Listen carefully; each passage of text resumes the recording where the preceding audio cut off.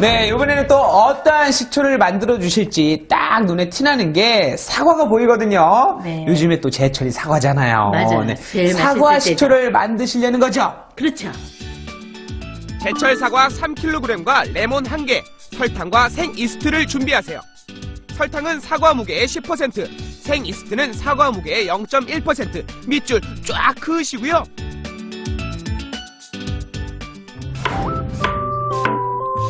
사과는 얇게 썰어도 되고 믹서에 갈아도 되긴 하는데요. 갈아서 쓰게 되면은 빨리 착즙이 되겠죠. 네. 그렇게 되는 것도 있고 발효도 좀 더 빨리 될 수 있기는 하겠지만 그 액이 좀 탁해요. 그렇게 하면 그 즙이 좀 더 좀 깔끔하게 나오죠. 그래서 이렇게 저는 개인적으로 이렇게 칼질해서 이렇게 얇게 쓸어서 안 치는 거를 권유합니다. 네, 이게 좀 나은 방법이군요. 네. 그러니까 개인차가 좀 있죠. 네네. 자, 이렇게 해서 사과를 다 썰어 넣었는데, 이제 재료는 끝인가요? 중요한 게 하나 남았습니다. 어떤 건가요?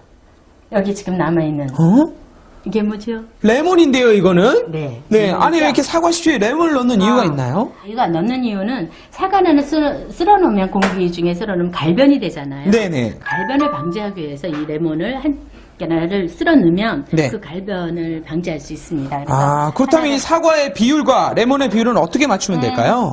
지금 이게 3kg인데 3kg의 사과거든요. 네. 거기에 하나 정도 쓸어 넣으시면 돼요. 아, 레몬 한 개 정도. 예, 하나 정도 쓸어 놓으시는데 저는 개인적으로 이 레몬이 없을 때는 여기다가 비타민C 분말, 비타민C 분말이 있다면 그걸 네. 넣으시면 같은 역할을 합니다. 이 레몬하고 같은 아, 역할을 그렇군요. 또 비타민C가 들어가니까 또 영양적으로 비타민이 또 더 첨가되는 거라고. 거기에다가 보시죠? 또 맛은 또 상큼해질 것 같아요. 그럴 것 같아요. 네네.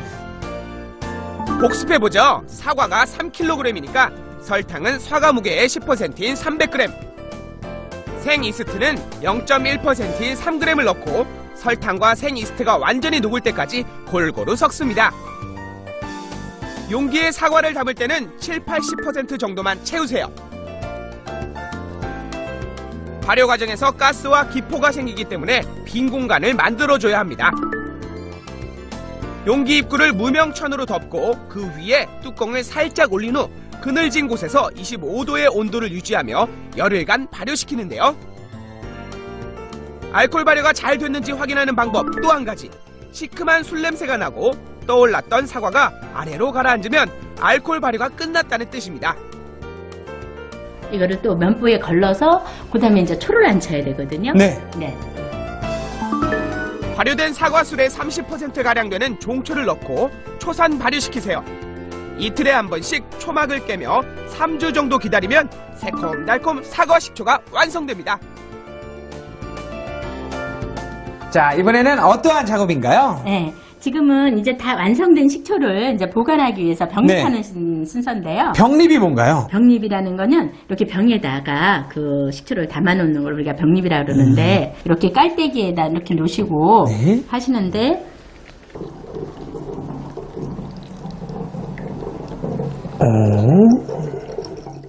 고수님, 이거 너무 가득 따르시는 거 아니에요? 그렇죠. 네네. 너무 겁나죠? 쏙. 네, 네. 이렇게 따라야 됩니다. 이거 식초는 다른 것 같지 않아서 네네. 이렇게 병집해서 보관하실 때는 이 목까지 가득 따라서 이걸 보관을 하셔야 되거든요. 아, 왜요? 요 공기층이 있으면 산소를 만나서 부패가 일어날 수 있기 때문에 그걸 방지하기 위해서 끝까지 따라서 보관을 하시고요. 그리고 또 한 가지는 너무 큰 용기다가 따라서 보관을 하시게 되면은 네네. 따라 먹고 나면 또 그만큼의 공기층이 생겨서 그럴 수가 있잖아요. 네. 그러니까 조그만 병씩 소량씩 이렇게 보관을 하시는 게 더 좋습니다. 좋은 이야. 신선한 그 식초를 드시려면. 다 이유가 있군요. 역시 고수님 답습니다. 발효액으로 식초를 만드는 방법을 해보겠습니다. 발효액이요? 네. 아, 그럼 이게 발효액인 것 네. 같은데 딱 보기엔 포도 같기도 하고 어떤 그렇죠. 건가요? 오미자입니다. 5가지 맛이 안 되는 오미자. 아, 이게 바로 네. 오미자 발효액이군요. 네. 발효액으로 식초를 하게 되면 번거로운 여러 가지 과정이 좀 줄어요. 그래서 실패할 확률도 좀 적고 그다음에 하기가 좀 수월하죠. 음. 그래서 요 발효액은 아마 대개 한두 병씩은 다 가지고 계실 거예요. 네, 그런데 집에 가면요, 집집마다 발효액 정도는 한두 가지 꼭 갖고 있거든요. 그런데 보통 그냥 묵혀두기 마련이에요. 네, 그 묵혀두신 발효액이 있다면 이번 기회에 꺼내서 식초를 한번 배우셔서 식초를 한번 만들어 보시는 것도 좋은 경험을 하시는 걸 같아요. 아, 꼭 그러셔야 되겠네요. 묵혀둔 발효액이 있다면 도전해보세요. 발효액은 꼭 오미자가 아니더라도 가능하고요. 물과 설탕, 생이스트도 준비하세요. 알코올 발효를 들어가야 되는데 네. 이 알코올 발효를 들어가려면요. 지금 이 발효액이 지금 한 48브릭스 내지 50브릭스 정도로 가지고 계실 거예요. 근데 요 농도에서는 알코올 발효가 안 되기 때문에 24브릭스 정도로 낮춰야 되거든요. 요거를 브리스를 당도를 좀 낮춰야 되겠군요. 네, 낮춰야 되니까 그러려면 요걸 농도를 낮추려니까는 물을 섞어야 되잖아요. 네. 그래서 이렇게 물을 준비했습니다. 아, 물을 희석시켜주면 당도를 낮춰주는군요. 예. 그래서 1대1을 섞으면 요게 48브릭스 기준이면은 물을 들으니까 24브릭스가 되겠죠? 오미자 발효액과 물을 1대1 비율로 섞어 적당한 당도로 낮춰줍니다. 그리고 생이스트를 미지근한 물에 녹여서 넣습니다. 이렇게 하면 효모가 활성화돼서 발효균의 활동이 활발해진다는데요. 무명천을 덮고 뚜껑을 살짝 올린 후 열흘 정도 그늘진 곳에 보관하면 알코올 발효가 완료!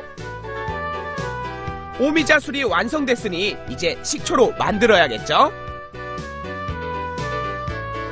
자, 오미자를 발효를 해서 지금 술로 만들었거든요. 네. 이번에는 어떤 걸 보여주시려고 이렇게 준비가 되어 있나요? 이제 이제 우리가 식초를 하는 거니까 술 발효가 끝났으니까 요거를 이제 초안층으로 해야죠. 만들어진 오미자 술의 도수는 12도. 같은 양의 물을 넣어 도수를 6도로 낮추고 종초의 양은 물과 섞은 전체 양의 30% 기억하시죠? 30도 온도를 맞추고 3조간 발효시키는데요. 초막을 이틀에 한 번씩 깨는 것 잊지 마세요. 오미자가 오미자 발효액으로, 오미자 발효액이 오미자 술로, 오미자 술이 오미자 식초로 이렇게 변했는데, 네, 이렇게 해서 병리까지 마쳤습니다. 오미자 식초 이렇게 완성이네요. 곱다 고와. 먹다 남은 와인도 식초로 만들어 볼까요?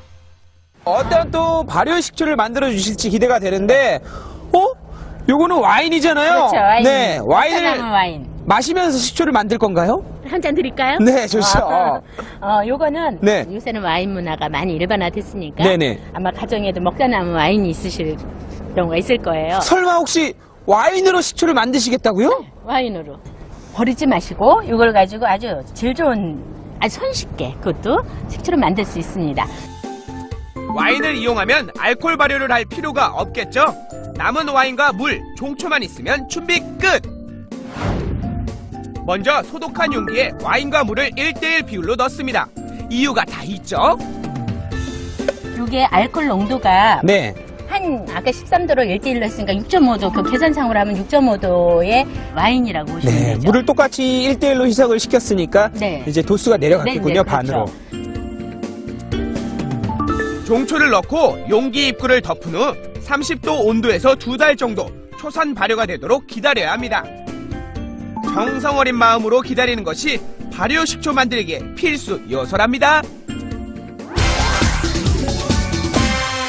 네, 시간과 정성 그리고 끈기가 있지 않으면 건강한 식초는 만들어지지 않는구나 하는 건데요. 역시 정성이 중요하겠죠. 네, 정성 네. 많이 중요하죠. 저도 여기까지 올 때까지 정말 많은 실패를 거듭거듭 왔었거든요. 하지만 지금에 와서 이제 여러 가지 식초를 만들고 또 그걸 주위 분들과 나누면서 굉장히 행복감을 느끼거든요.